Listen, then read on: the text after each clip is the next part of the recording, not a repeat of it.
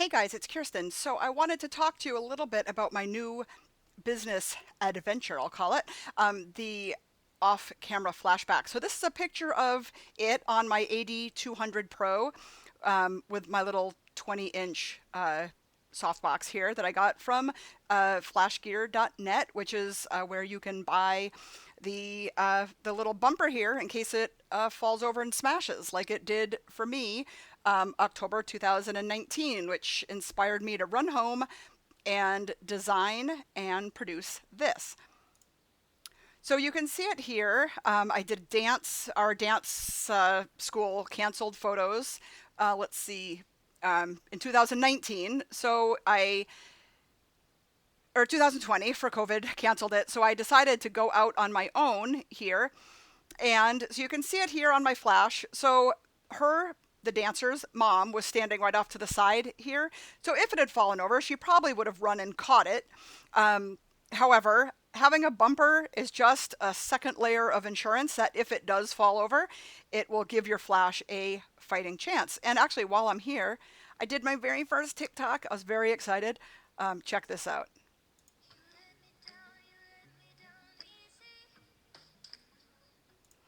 Anyway, that was my very first TikTok. I was pretty proud of it. Anyway, so now if it falls over, the rubber, bumper, whatever, kind of causes it to go boing, boing, boing, boing, and then you're fine. And then you pick it up, you have a good laugh. It's always good to have an assistant, but that's not always the case. So I wanted to show you here. So here I was with my 70-200 shooting at 2.8 ISO 100, strobe 1/400, so it was in high speed sync, so I could go above the normal 200, 1/200th of a second sync speed. So you can see here, I wanted it to look a little flashier, even though, it's like, it was golden hour, but there was no sun. The sun was blocked by the town hall. But you can see this is a little bit more flashy because I wanted it to look like an old movie poster or something like that. She has that vibe to her that just screams, I don't know, 40s or 50s or something like that. At the beginning of the shoot, I'm just going to pop up here a little bit. So same settings, but now we're at 250th. My shutter speed is 250th of a second instead of 400, bringing in more ambient light. So you can see here, let's get one that's actually like edited. There we go. So you can see the lighting is more even and not as flashy as it was down below by cutting out some of the ambient light. Then, let's see. That's Wilson barking for you in the background, like he just loves to do. So this was the one that she purchased. You can see I had fixed her skirt. I probably took it from another image. But here you can see, so we're back to 1/400th of a second. I probably lowered the flash power a smidge, so you can definitely tell there's flash coming towards her, but it's just very, very soft and beautiful. So I'm trying to think of what skirt I would have taken. I can probably show you how to do it real quick. Let's see, what skirt? I could probably do that one.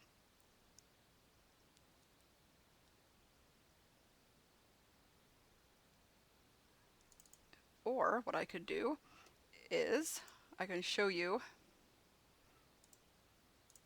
by putting it, working backwards. Okay, so now we are in ACR. That was Bridge that I was showing you all the pictures. Bridge views before you go into Photoshop. You can see I can't shoot straight to save my life. Anyway, you want to make sure this link says sRGB. If it doesn't, you want to click on it and change it. Sometimes with updates, it goes back to Adobe RGB or whatnot. So you want to make sure it says sRGB. And then you can see here, I just bumped up the contrast a little bit. Sometimes I bring up the white just a smidge, usually around 20. I let it kind of fall where it may. We'll leave the contrast at 8. I think her skin looks beautiful. That looks pretty accurate as far as her skin goes. I usually bump up the vibrance just a little tiny bit, 10 maybe. And then for curves, you can see I usually bring up the darks. It just makes her skin so creamy, I think. I just love it. So usually I'm about, 20. I don't hover to get it accurate. I try to let that go. And then I'll keep this, around like, less than 10, between 5 and 10. Okay, so you can also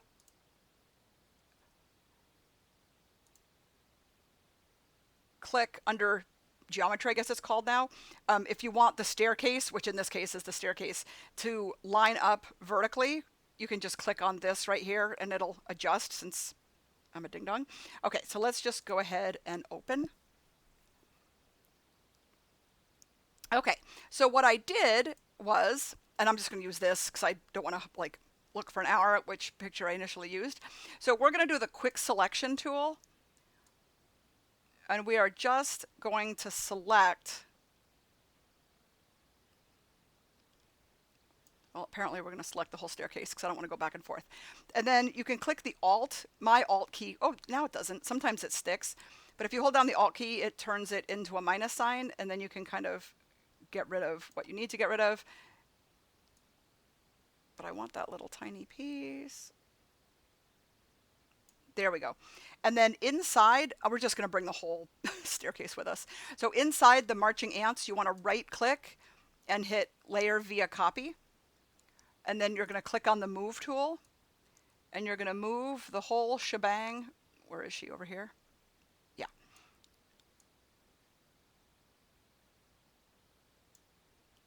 Okay. Drop it in place. Then you're going to go over to the opacity here and bring it down to like 50. Because that way, actually, you know what? It's kind of nice that I brought the whole staircase with me because now I can line it up like that. I'm going to hold down the shift key so I can kind of resize. Now the staircase matches. And we're going to leave it like that. We're going to double click. We're going to raise the opacity back up. Then click on the brush tool like that. We are going to put a layer mask.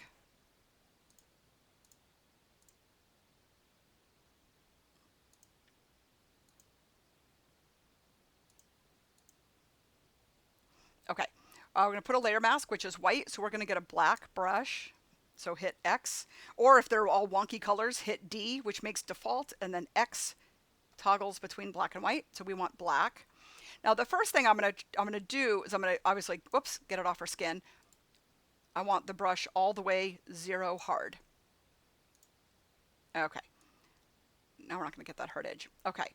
So I'm gonna try just painting it off of where her leg was initially.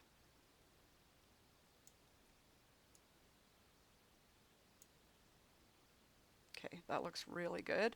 I always toggle on, toggle off, toggle on, toggle off. Okay, it looks like I need to click on that and the move tool. I'm going to hold the shift key down. Looks like this has to go like that. Okay, now we're going to go back on the layer mask, back on the brush. Now what I'm going to do is I'm just going to soften if there's any edges. Just a couple little tiny clicks. And you want a really tiny, tiny, tiny brush. Because I do want to bring in as much of the original as possible.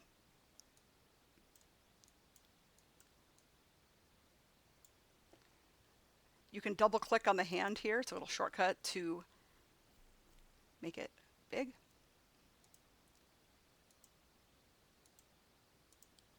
That looks awesome. I'm going to go make sure the layer mask is selected. I'm going to click and get a black mask again. And I'm going to just take off the staircase. We always want as much of the original. Okay, so that to me looks awesome. And you can also see that the off-camera flash just really lights up her eyes. That's my biggest thing. Without my flash, I always kind of get raccoon eyes.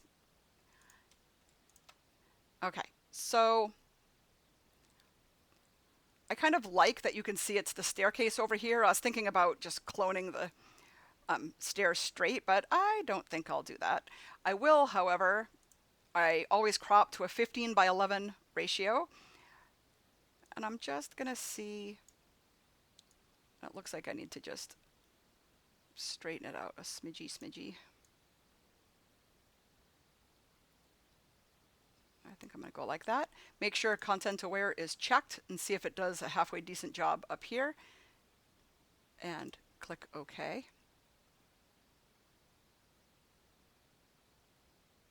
Cross your fingers.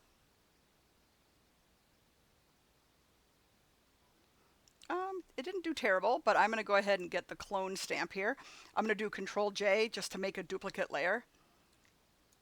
I'm going to sample that and just, of course, my opacity is at 51, bring it to 100. It made a little wonky over here. I hate cloning, but sometimes you gotta. And then let's see, now I'm gonna blend the top stair, so I'll go to like 50-ish. We're just gonna blend that up top. Okay, that looks fine. I might try to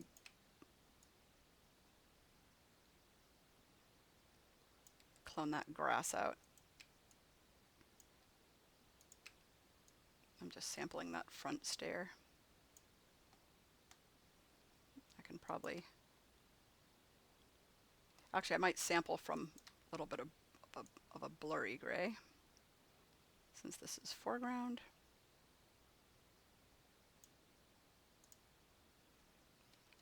Oops. All right, so that looks pretty awesome. The only thing I think I changed, I might have gone in and gotten rid of some of the bigger boo-boos in the granite or whatever this is, just with the Band-Aid, just things that kind of jump out at me. I want it to look, you know, rustic and stuff, but not caca. Okay. And if a breeze blows over your flash, you know that your flash is protected, which is always super nice. That was my final edit, and you can purchase, oh, the website is right there, flashgear.net/flashback, and it's a little insurance policy for your flash in case it falls over. It will not break. So I hope you enjoyed.